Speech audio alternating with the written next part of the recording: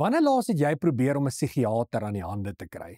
Nou ek kan vir jou sê uit die kerkwêreld uit dat dit is glad nie meer so maklik soos wat dit dalk in die verlede was nie. Inteendeel, na COVID sal die psigiaters vir jou vertel dat geestesversteurings, goed wat mense mee sukkel op 'n geestelike vlak, is meer en word eksponensieel meer as ooit van tevore. En wat die redes hiervoor is, kan ek nie noodwendig vir jou presies nou sê wat dit is nie, maar wat ek wel vir jou kan sê is dat goed soos angstigheid, goed soos depressie, is regtig besig om by baie mense kosbare tyd saam met vriende, familie, huwelike te steel.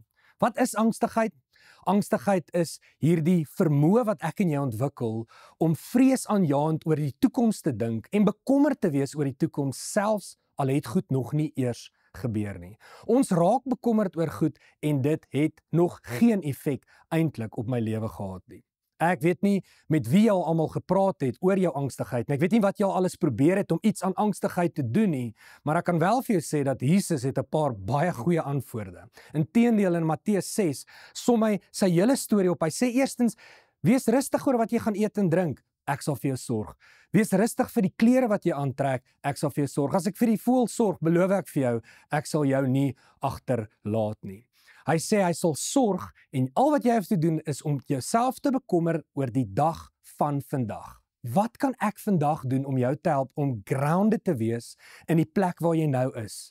Want dit help nie jy bekommer jouself oor die dag van môre nie. Jesus sê, wees in die dag en sien my voorsienigheid raak in jou lewe.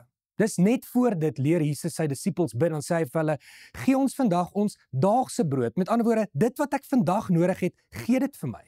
Toe die Israeliete deur die woestyn getrek het, dan trek hulle en dan gee Jesus vir hulle daagliks manna. So hoor iets vandag van 'n God wat deur sy seun Jesus by jou wil kom pleit en vir jou kom sê, ek wil vir jou sorg en ek wil vir jou genoeg wees vir die dag van vandag. Moenie jouself bekommer oor goed wat nog nie eers gerealiseer het nie. Ek wil jou eintlik kom rustig maak vandag en vir jou kom sê, daar's hoop in die dag van vandag, want God sê, hy sal vir jou sorg vir vandag.